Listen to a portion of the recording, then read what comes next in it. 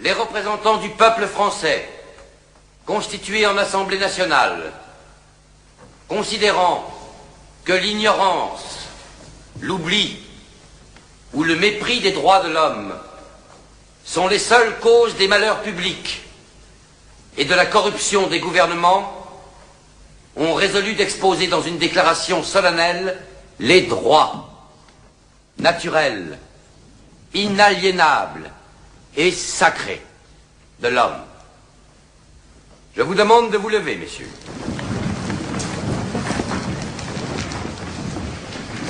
Article 1er. Les hommes naissent et demeurent libres et égaux en droit.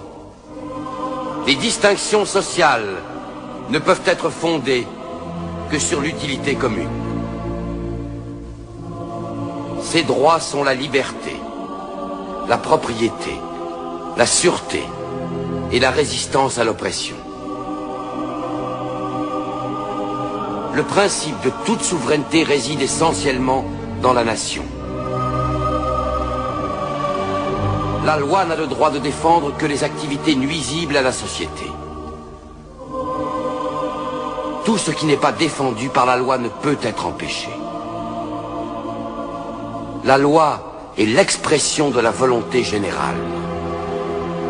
Tous les citoyens étant égaux à ses yeux, sont également admissibles à toute dignité, place et emploi public. Nul homme ne peut être accusé, arrêté, ni détenu que dans les cas déterminés par la loi. Tout homme est présumé innocent jusqu'à ce qu'il ait été déclaré coupable. Nul ne doit être inquiété pour ses opinions, même religieuses. La libre communication des pensées et des opinions est un des droits les plus précieux de l'homme. Tout citoyen peut donc parler, écrire, imprimer librement, sauf à répondre de l'abus de cette liberté dans les cas déterminés par la loi.